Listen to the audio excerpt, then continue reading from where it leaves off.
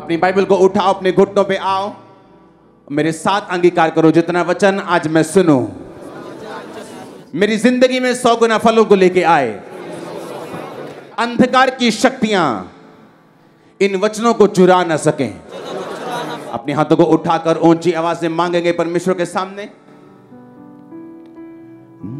कुछ भी नहीं जो मुमकिन नहीं, कुछ भी नहीं जो मुमकिन। ऊंची आवाज से मांगो।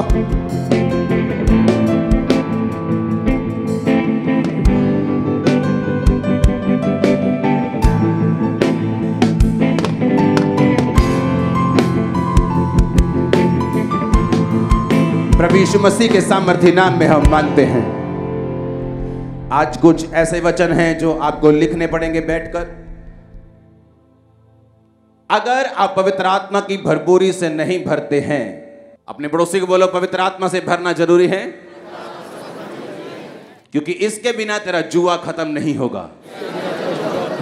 लूका 1 उसकी 80 आयत, लूका 4 उसकी 1 आयत, पहला शमूएल 23 उसकी 14 आयत, योएल नबी की पुस्तक 2 उसकी 28 आयत, इफिसियां 5 उसकी 18 आयत।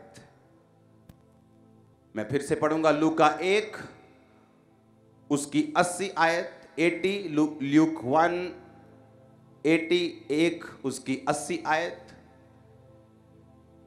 लूका 4 उसकी 1 आयत, पहला शमूएल 23 उसकी 14 आयत। परमेश्वर ने कहा अभिषेक के कारण तेरा जुआ नाश कर दिया जाएगा। कौन सा जुआ? वो जुआ जो परिवार से चलता आ रहा है, वो गरीबी का जुआ, वो निराशा का जुआ, वो बीमारी का जुआ।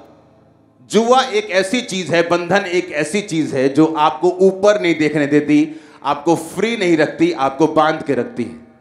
वो फाइनेंशियल ट्रबल हो सकता है, वो गरीबी हो सकती है, बीमारी हो सकती है, बांझपन हो सकता है, अंदरूनी बीमारी हो सकती है, रिजेक्शन हो सकती है। एक ऐसा कर्ज हो सकता है जो शैतान ने या उसके लोगों ने आपके ऊपर रिलीज किया, आपको बंधन में, आपको जुए में रखने के लिए।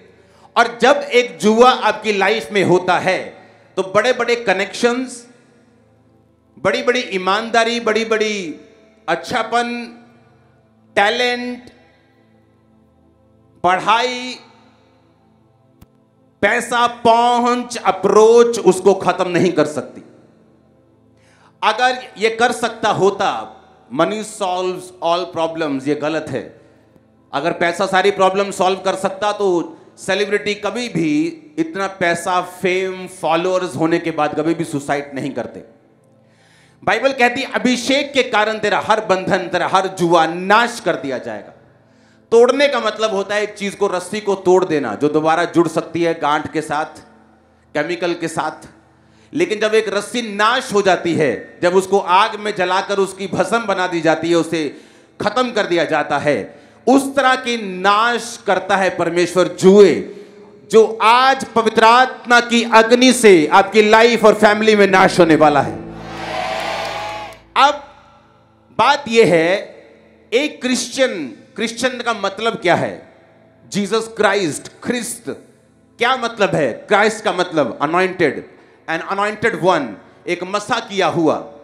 आपकी रियल आइडेंटिटी यही है। अगर आप क्रिश्चियन हैं तो आप मसा किए हुए होंगे और बंधनों से आजाद होंगे। और अगर आप क्रिश्चियन हैं लेकिन मसा किए हुए नहीं हैं, इसका मतलब आपने अभी तक परमेश्वर के वचन को पूरी तरह से एक्सेप्ट नहीं किया। या तो आपको यह वचन मिला नहीं, या तो आपने अपनी लाइफ को बदला नहीं, या आज आप वचन सुन के अपनी लाइफ को उस वचन के मुताबिक, जो मैं आपको बताऊंगा पवित्र आत्मा की भरपूरी होने से पहले क्या क्या कंडीशंस हैं, क्योंकि पवित्र आत्मा के अभिषेक आने के बाद आपकी लाइफ का जुआ नहीं रहता। मेरी लाइफ में डिप्रेशन था, पागलपन था, बीमारियां थी, लेकिन मैं गरीब नहीं था। मेरे पास पैसा था, मेरे पास बिजनेस था, लेकिन ये सब चीजें मेरे काम नहीं आई। मेरे कनेक्शन काम नहीं आए, डॉक्टर्स काम नहीं आए, कुछ भी काम नहीं आया। लेकिन पवित्र आत्मा के अभिषेक के कारण वो सारे जुए नाश कर दिए गए। जब पवित्र आत्मा के कारण वो जुआ नाश कर दिया जाएगा तो वो इस तरह से नाश होगा कि दोबारा तुम्हारी लाइफ में, तुम्हारी फैमिली में, तुम्हारी बॉडी में वो शैतान, वो जुआ, वो बंधन कभी वापस नहीं आएगा। इस तरह से भस्म बनाकर, इस तरह से धूल बनाकर उड़ा दिया जाएगा। इस वचन को अब ध्यान से सुनना। आमीन। अब हमें यह बात समझ आ चुकी है कि मुझे बंधनों से छूटने के लिए पवित्र आत्मा का अभिषेक चाहिए। हाँ या ना? आवाज आ रही है पीछे? अब तो अमेरिका का साउंड आनी चाहिए। आ रही है आवाज के नहीं? अब मुझे यह मालूम हो गया कि अब मुझे बंधन से आजाद होने के लिए, मुझे जुए से आजाद होने के लिए पवित्र आत्मा का अभिषेक चाहिए। लेकिन बाइबल कहती है पवित्र आत्मा का अभिषेक सबके पास नहीं होता। और वो किन लोगों के पास होता है? आज हम वो चीजों को समझेंगे, अपनी लाइफ में, अपने जीवन में उसे एक्सेप्ट करेंगे। कई बार जो प्रार्थनाएं आप करते हैं, परमेश्वर मुझे बेबी चाहिए, मुझे बांझपन के जुए से आजाद कर, परमेश्वर मुझे इस गरीबी के जुए से आजाद कर, परमेश्वर मुझे इस फेलियर के जुए से आजाद कर, परमेश्वर मुझे इस लिमिटेशन के जुए से, डिले के जुए से आजाद कर, परमेश्वर मुझे गरीबी के जुए से आजाद कर, मुझे फेलियर के जुए से, मुझे अच्छे कैरियर के फेलियर होने से के जुए से आजाद कर। ये सारी प्रार्थनाएं परमेश्वर आपकी सुनता है। और फिर वो क्या करता है? फिर वो अपने दासों से बात करता है कि अपनी कलीसिया को कौन सा वचन देना है। ये आपकी प्रेयर्स हैं जो इस तरह का वचन आज आपके बीच में मैं लेके आया हूं। आपको मालूम होना चाहिए, क्योंकि जब आप मांगते हैं कि परमेश्वर मुझे आजाद कर, तो वचन कहता है कि वो अपने वचन को भेजकर, यीशु मसीह कहते हैं कि वो अपने वचन को भेज के अपने लोगों को चंगा करता है। आज अगर आपने ये वचन सुना और माना, आप पवित्र आत्मा से भरपूर होंगे। और अगर पवित्र आत्मा से भरे, अभिषेक से भरे, तो वो जुआ आज नहीं तो कल बिल्कुल फिनिश होगा। आप उसे देखने पर भी, ढूंढने पर भी ना पाएंगे। बाइबल कहती है अपने दुख को इस तू भूल जाएगा। जिस तरह बहता हुआ पानी जब निकल जाता तो भूल जाता है, उसी तरह तू अपने दुख को बहते हुए पानी के समान भूल जाएगा। आज आपकी जिंदगी में जो परमेश्वर करने जा रहा है वो महान होगा। आमीन होना चाहिए। बरकत आपकी है। लूका 1 उसकी 80 आयत में लिखा, और वह बालक बढ़ता और आत्मा में बलवंत होता गया और इज़राइल पर प्रकट होने के दिनों तक जंगलों में रहा। किस बालक की बात हो रही है? यूहन्ना बपतिस्मा देने वाले की बात हो रही है।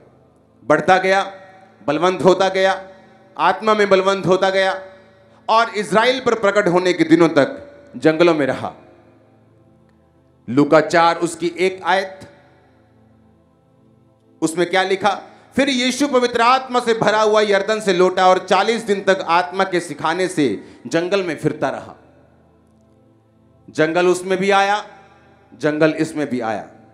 अब हम पढ़ेंगे पहला शमूएल 23 उसकी 14 आयत को। तब दाऊद जंगल के गढ़ों में रहने लगा और पहाड़ी देश के जीप नामक जंगल में रहा, और शाऊल उसे प्रतिदिन ढूंढता रहा, परंतु परमेश्वर ने उसे उसके हाथ में ना पड़ने दिया। तीनों लाइनों में जंगल आया। इज़राइल पर प्रकट होने से पहले यूहन्ना बपतिस्मादाता कहां रहता था? जंगल में। पवित्र आत्मा से बपतिस्मा लेने के बाद, पवित्र आत्मा से भरने के बाद यहोवा पिता ने यीशु मसीह को कहां जाने के लिए बोला? जंगल में। राजा बनने से पहले दाऊद को कहां रहना पड़ा? जंगल के गढ़ों में, जंगल में। क्या ऐसा है जंगल में? क्या हम भी जंगल में चले जाएं तब पवित्र आत्मा से भरपूर होंगे क्या? लेकिन जंगल का मतलब है, जब हम पढ़ते हैं उसको बाइबल की ओरिजिनल भाषा में, उसका मतलब है एरिमोस। ग्रीक भाषा का 2048वां शब्द जो जंगल के लिए यूज किया गया, इसका मतलब है लोनसम, अकेला या अकेलेपन का एहसास कराने वाली जगह। उसका मतलब है, हम पढ़ेंगे फिर से, अपनी स्क्रीन आधा आधा कर दो इसे, डिजर्ट, डेजोलेट, विल्डरनेस, वेस्ट। एक ऐसी जगह जो वेस्ट है। ऐसा समय आपकी लाइफ में जो आपको वेस्ट लगता है। कौन सा समय है जो आपको वेस्ट लगता है? क्योंकि मैं आपको ये पवित्र आत्मा से भरने की शर्तें बता रहा हूं। अगर आपने ये शर्तें कंप्लीट नहीं की तो ये इम्पॉसिबल है। आप हीलिंग ले सकते हैं, डिलीवरेंस ले सकते हैं, बरकत पा सकते हैं, फाइनेंशियल ब्लेसिंग ले सकते हैं, लेकिन जो मैं आपको बता रहा हूं कि एक ऐसी चोट जो शैतान की जड़ के ऊपर लगती है, फिर उसके बाद पीले पत्ते काटने की जरूरत नहीं पड़ेगी, क्योंकि वो जड़ परमेश्वर उस पाप की, उस शैतान की सुखा देता है। एक ऐसी चोट जो शैतान के डीप लगती है, नीचे लगती है, जड़ में लगती है, और वो कभी आपकी लाइफ में फिर काम नहीं कर पाता। मैं उस वचन की बात कर रहा हूं। इस वचन को बिना पूरा किए लोग हीलिंग ले सकते हैं, बिना बपतिस्मा भी हीलिंग हो जाती है। कई बार चर्च में पहले दिन लोग हीलिंग ले जाते हैं, लेकिन ये वचन कहीं ऊपर है, क्योंकि हीलिंग करना परमेश्वर की नेचर है, वो करता है हीलिंग। बाइबल कहती है कि इज़राइल पर प्रकट होने से पहले वो जंगल में रहा। अरे जंगल में रहने की क्या जरूरत है? इज़राइली सारे जंगल में नहीं रहते थे। इज़राइली यरूशलेम में रहते थे, यरूशलेम के पास बैतलहम में, नगरों में, गांव में रहते थे। जंगल में कोई रहता नहीं था, लेकिन परमेश्वर जानते थे, उसकी एक तैयारी करवा रहे थे। एक ऐसी तैयारी जिसके बाद उसने यीशु मसीह को बैप्टाइज करना था। एक ऐसी तैयारी जिसके बाद परमेश्वर ने उससे महान सेवकाई को लेना था। बाइबल कहती है यूहन्ना से ऊपर बाइबल में कोई भी यूहन्ना से बड़ा भविष्यद्वक्ता नहीं था। एक ऐसी तैयारी के लिए परमेश्वर को उसको जंगल में भेजना पड़ा। जंगल का मतलब इरोमोस, इरोमोस का मतलब है लोनसम, लोनसम का मतलब एक ऐसी जगह जहां आपको अकेलेपन का एहसास होता है। जब आप क्रिश्चियन बनते हैं, जब आप प्रभु में आते हैं, एरोमोस का मतलब एक ऐसी जगह जहां आपको वेस्ट लगता है। कौन सा टाइम है जो आपको वेस्ट लगता है? जब आप प्रार्थना करने के लिए आते हैं, आपकी शादी को 5 साल हो चुके होते हैं, आप प्रेयर करते हैं, परमेश्वर मैं तेरे भवन में आते हुए मुझे 6 महीने हो गए, लेकिन अभी तक तू मुझे बेबी नहीं दे रहा, अभी तक मेरे पास बच्चा नहीं है। वो टाइम वेस्ट लगता है। ऐसा टाइम जब लगता है कि परमेश्वर हमारी प्रार्थना को नहीं सुन रहा। एक ऐसा टाइम जब हमें लगता है कि हमारी लाइफ एक वेस्ट की तरह है, एक निरअर्थ हमारी लाइफ है, हमारी लाइफ में कुछ भी जो हो रहा है वो वेस्ट है, ये सब कुछ बेकार है, जो मेरी जिंदगी बेकार है, लोग बोलते हैं। एक ऐसा टाइम जिसमें परमेश्वर ये बात कर रहा है। एक ऐसा टाइम जिसमें यूहन्ना बपतिस्मा देने वाले को निकलना पड़ा कि जंगल में बैठा है, 10 साल का है, जंगल में है, क्या कर रहे हैं? जंगल का मतलब एक ऐसी जगह जहां जीवित रहने के लिए संघर्ष करना पड़ेगा, जहां जीवित रहने के लिए दूसरे जानवर, अगर शेर को जीवित रहना है तो वो हिरण को मारता है, हिरण को जीवित रहना है तो वो जीवित प्लांट्स को खाता है, मगरमच्छ को जीवित रहना है तो वो मछलियों को खाता है। जहां एक दूसरे के ऊपर निर्भरता है, जहां मौत का डर है, जहां कोई पता नहीं हिरण को कब शेर अटैक कर देगा, जहां मगरमच्छ को कोई पता नहीं कब शिकारी आकर मुझे मार देगा। जंगल यानी हर टाइम एक ऐसा समय जब फाइट का टाइम है आपकी लाइफ में। आपको लगता है मसीह में आने के बाद जब आपको परमेश्वर बरकत नहीं दे रहा, जब वो आपको ब्लेस नहीं कर रहा, आपको लगता है कि ये वेस्ट टाइम है। आपको लगता है वो टाइम तो तब शुरू होगा जब मेरी लाइफ में बरकत आएगी, टाइम तो तब शुरू होगा जब मेरा वीजा आ जाएगा और मैं फौरन चला जाऊंगा, फिर बताऊंगा, मैं गवाही दूंगा, फिर मैं पवित्र आत्मा से भरपूर होऊंगा। लेकिन बाइबल इसके उलट है। बाइबल इस तरह से नहीं चलती। वो कर्मों से नहीं बल्कि विश्वास के द्वारा किए गए कर्मों से चलती है। वो आंखों से देखकर चलने वाले के साथ खुश नहीं होती, बल्कि विश्वास की आंखों के साथ चलने वालों के हिसाब से खुश होती है। इसलिए जब परमेश्वर यीशु मसीह जा रहे थे और एक अन्य जाति औरत खुदा को बोलने लगी, परमेश्वर मेरी बेटी को दुष्ट आत्मा सता रहा है, तो परमेश्वर ने उसे मना करके कहा कि नहीं, मैं लड़कों की रोटी कुत्तों को नहीं डालता। उस औरत ने विश्वास के साथ क्या बोला? कुत्ते भी वही चूर चार खाते तेरे बालकों के मेज से गिरता है। उस वचन में बड़ी सुंदर बात लिखी है कि जब वो औरत जीसस क्राइस्ट के सामने आई, बाइबल इंग्लिश की बाइबल में लिखा है शी वर्शिप हिम, कि उसने खुदा को वर्शिप किया। चंगाई के पहले वर्शिप किया, चंगाई के बाद नहीं। चंगाई के पहले उसने खुदाबंद की वर्शिप की। जंगल में क्यों रहा वो? आपको लगता है मेरा टाइम वेस्ट हो रहा है, आपको लगता है कि ये जो दुखों के दिन है ना, ये जो गरीबी के दिन है, ये आपकी लाइफ का वेस्ट पीरियड है।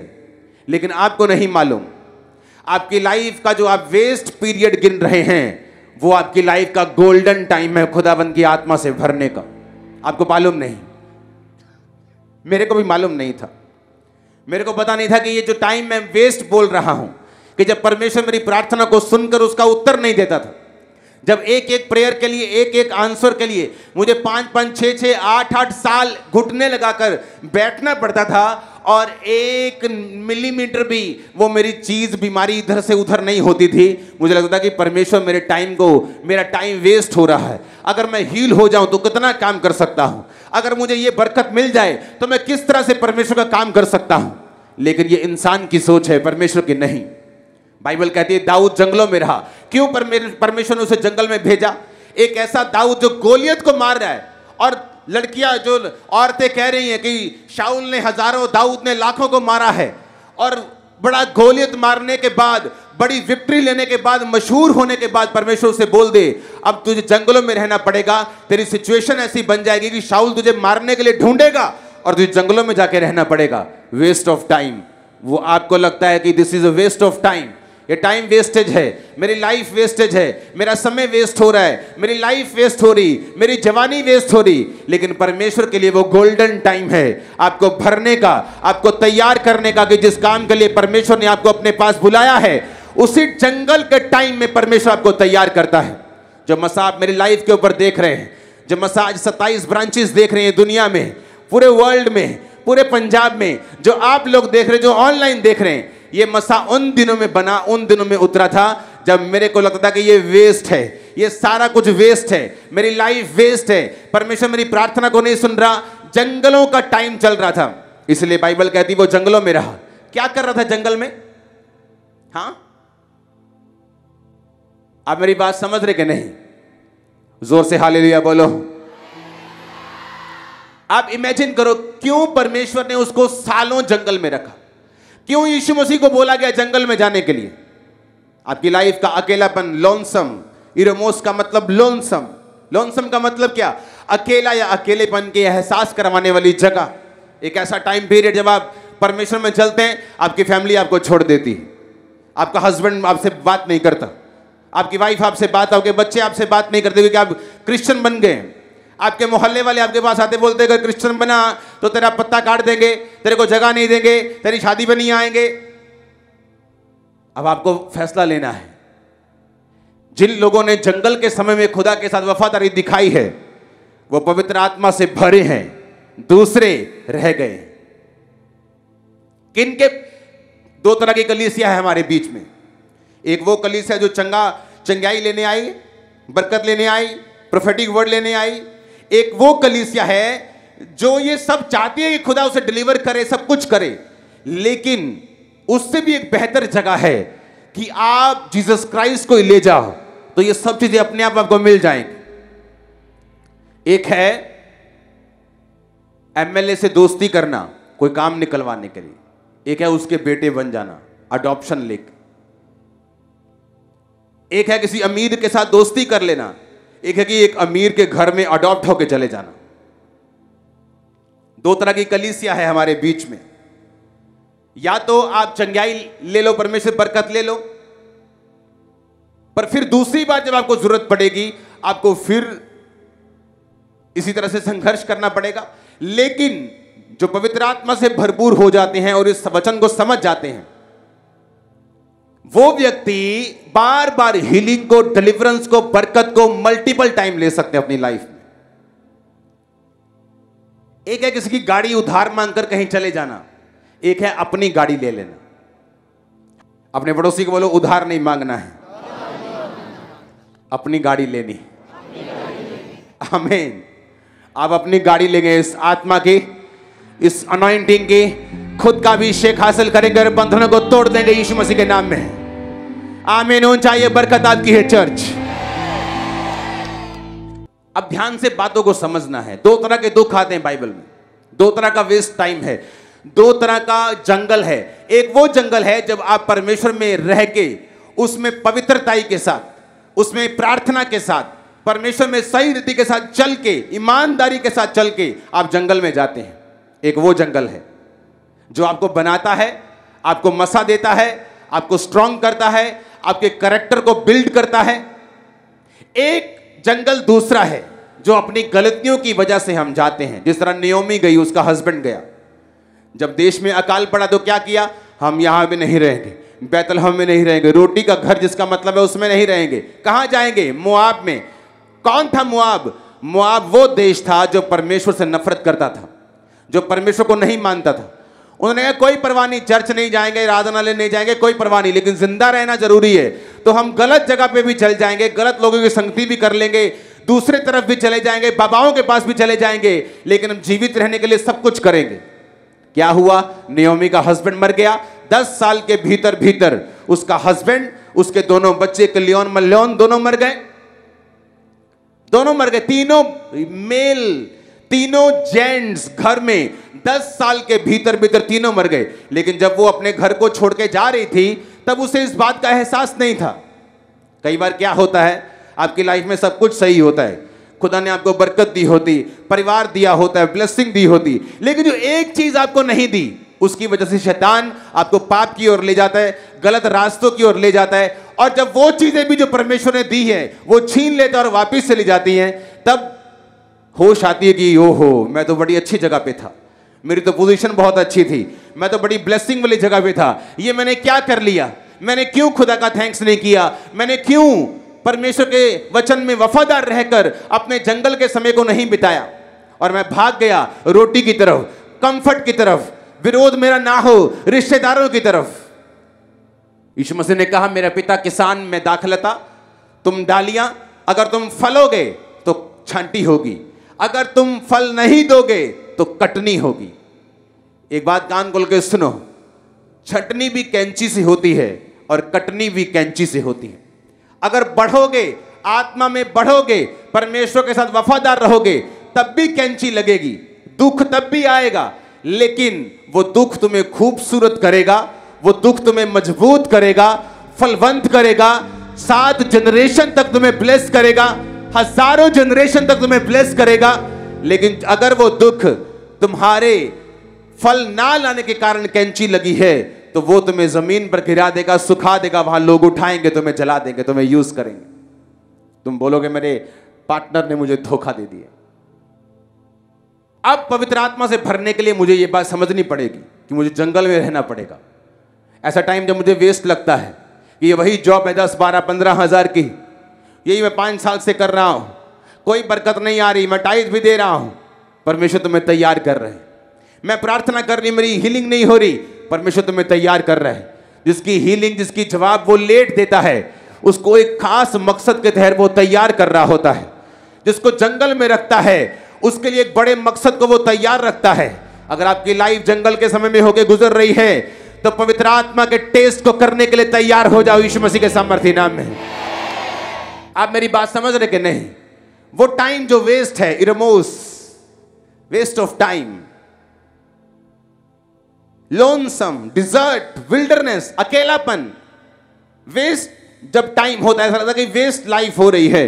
लेकिन आप परमेश्वर में अगर वफादार हैं, अगर आपने इस तरह से चलना शुरू कर दिया कि खुदा में आप वफादारी के साथ आप चल रहे हैं, आप झुके नहीं शैतान के सामने, उसके लोगों के सामने, अपनी बीमारी के सामने, आप वफादार हैं अपने जंगल के समय में भी, वफादार हैं जब आप परमेश्वर आपको उत्तर नहीं दे रहा तब भी आप परमेश्वर के साथ अड़े और खड़े हुए हैं, तो बाइबल बताती है आप एक परफेक्ट कैंडिडेट हैं पवित्र आत्मा से भरने के लिए।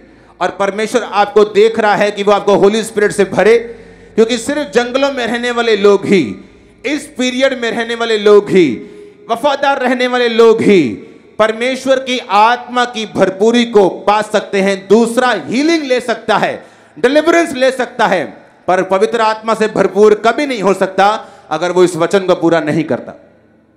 और अगर आप पवित्र आत्मा के अभिषेक को एक बार पा लेते हैं, वो अभिषेक सब तरफ काम करता है। उस कपड़े से फिर आप मफलर बना लो, चाहे पजामा बना लो, चाहे पैंट बना लो, चाहे टी शर्ट बना लो, वो धागा अगर आपके पास आ गया आप कुछ भी बना सकते हैं। अनॉइंटिंग एक धागा है, मनपसंद कपड़े फिर आप बना सकते हैं, फिर आपको मांगने की जरूरत नहीं, आपको रोने और चिल्लाने की जरूरत नहीं। अभिषेक जब आपकी जिंदगी में होगा वो आपको फेवर देगा, वो आपको फेवर देगा, वो आपको बरकत देगा।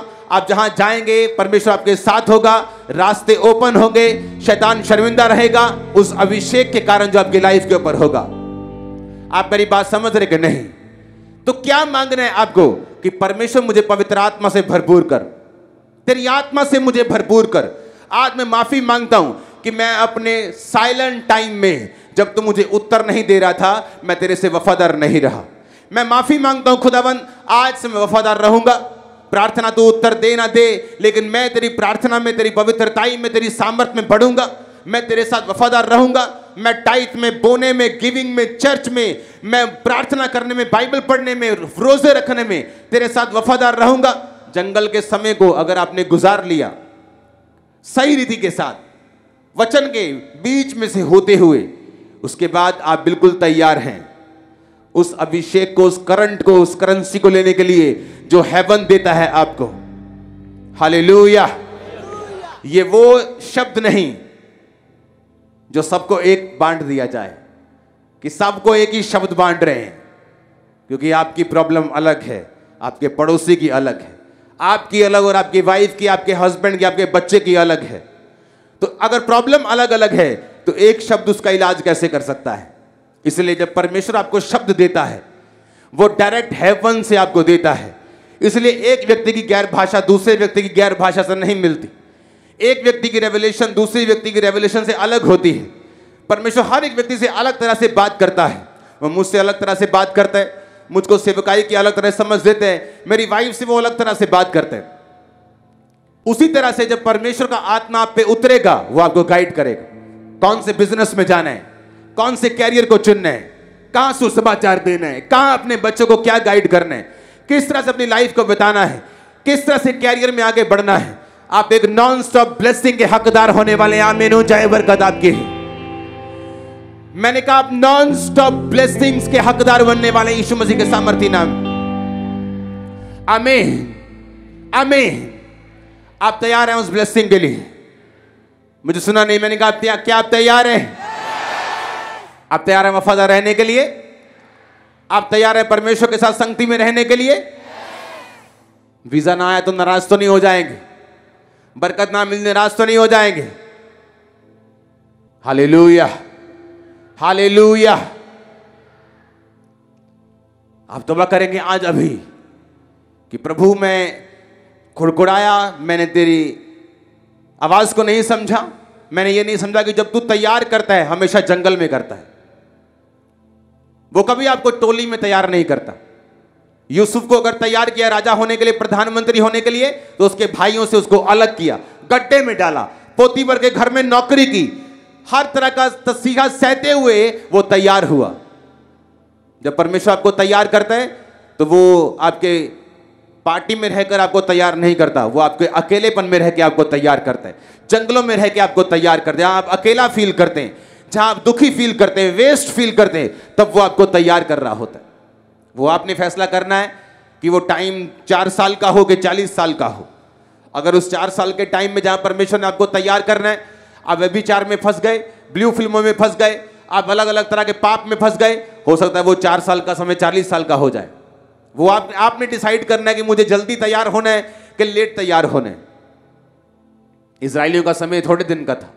स्टडी कोई 3 दिन का बताता है, कोई 40 दिन का बताता है, लेकिन बाइबल कहती है 40 साल वो जंगलों में फिरते रहे, इसलिए कि हर बार परमेश्वर की परीक्षा करते रहे। अगर परमेश्वर जिंदा है तो ये करके दिखाए, अगर वो जिंदा है तो ये करके दिखाए, अगर परमेश्वर जीवित है तो पानी दे के दिखाए, मीट दे के दिखाए, हर टाइम परमेश्वर की परीक्षा करते रहे, पाप में करते रहे, बछड़ों की पूजा करते रहे, हर टाइम परमेश्वर को गुस्सा दिलाते रहे। और परमेश्वर कहता है 40 साल वो जंगलों में फिरते रहे और वही नाश हो गए। उनकी पीढ़ी जो थी वो कनान देश में गई। हमें ऐसा नहीं करना। अगर चर्च में आते हैं तो उसका असर आपकी लाइफ में होना चाहिए। अगर हम चर्च में आते हैं तो ये वचन का असर हमारी लाइफ में होना चाहिए कि परमेश्वर के साथ अगर हम वफादार हैं तो वो उस वफादारी के साइलेंट टाइम में, वेस्ट टाइम में, लोनसम टाइम में, अकेले टाइम में, इरोमोस जंगल में वो आपको बिल्ड कर रहा होगा। आपको लगेगा कि आप अकेले हैं, वो आप पे काम कर रहे हैं। आपको लगता है आपका टाइम वेस्ट हो रहा है, आपको वो राजा और रानियों की तरह तैयार कर रहा है, वो एक बड़े मकसद के तहत आपको तैयार कर रहे हैं। एस्तर क्या कर सकती थी? उसके माता पिता नहीं थे, करेक्टरलेस भी हो सकती थी, क्योंकि माता पिता सिर्फ माँ सिर पे नहीं, लेकिन बाइबल कहती मोर्दके के साथ अपने उस भाई के साथ जिसको अपना पिता वो मानती थी, वो भी सगा भाई नहीं, चाचे का लड़का, जिसके साथ वो पली, अपने पिता के समान उसके वचनों को माना, पवित्रताई में रही और उस देश की रानी बनी। रानियों में पटरानी होती थी, सबसे बड़ी रानी पटरानी बनी। Hallelujah hallelujah. कब बनी वो? Silent time. कब बनी? जब परमेश्वर ऐसा लगता है कि उत्तर नहीं दे रहा, परमेश्वर ने उसके साथ कुछ नाजायज कर दिया। वो प्रिविलेज चाइल्ड नहीं है, दूसरों की तरह नहीं है, दूसरों की तरह माता पिता के बीच में खेल नहीं रही, इमोशनली टायर्ड हो चुकी है। वो टाइम था बनने का। आपका टाइम है बनने का। अगर आपने सोच लिया, समझ लिया, वचन को अपना लिया, आज के बाद फैसला कर लिया, तो आप पवित्र आत्मा से भरने के लिए परफेक्ट कैंडिडेट हैं। आज जब ऑयल आपके सिरों पे आएगा, एंजल्स आपको टच करके गैर भाषा और पवित्र आत्मा के साथ भरेंगे। आमीन। ऊंचा चाहिए, चर्च के बाहर जाना चाहिए। आमीन,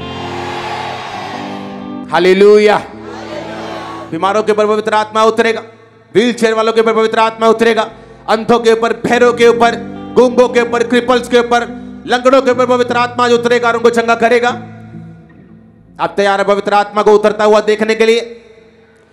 आमीन। ऊंचा चाहिए। आप तैयार है क्या? आमीन, हालेलुया, हालेलुया। अपने पड़ोसी को बोलो, जंगल के समय वफादार रहना है। जब वो तुझको छांटे, वफादार रहना है। जब वो तुझे अकेलेपन में छोड़ दे, वफादार रहना है। उत्तर ना दे तो भी वफादार रहना है। आमीन, आमीन। इस तरह से आप एक परफेक्ट कैंडिडेट होंगे। वो आपको राजाओं की तरह तैयार करेगा। वो आपको यूहन्ना की तरह, आपको दाऊद की तरह, जीसस क्राइस्ट की तरह, एस्तर की तरह, यूसुफ की तरह, दाऊद की तरह वो आपको तैयार करके पवित्र आत्मा से भरपूर करेगा। Hallelujah, hallelujah. इंसान का पाप में गिरता है जब वो साइलेंट टाइम में होता है, जब उसे लगता है कि उसकी लाइफ में कुछ नहीं हो रहा, वफादारी कुछ नहीं कर रहे, पवित्रताई कुछ नहीं कर रहे, उसके घर के हालात वैसे के वैसे ही हैं। लेकिन टाइम आता है और ये बात 99.99% नहीं, 100% आपकी लाइफ में बुरी होती है। इसकी सक्सेस रेट 100% है। 1000 में से एक भी फेल नहीं होता, 10,000 में से भी एक फेल नहीं होता। 99.9999999999 भी नहीं, 100% असर होता है, 100% रिजल्ट आता है। जितने इस वचन को मानते, कोई भी क्यों ना हो, किसी भी जाति, धर्म, किसी भी जात का कोई भी आदमी, औरत, बच्चा, बुजुर्ग, कोई क्यों ना हो, रिजल्ट आता है। आमीन। बस इस टाइम में बने रहना होता है, खड़े रहना होता है। जब ऐसा लगे कि रिजल्ट आएगा ही नहीं, तब भी खड़े रहना होता है। अपनी हाथों को उठाओ। Thank you Jesus.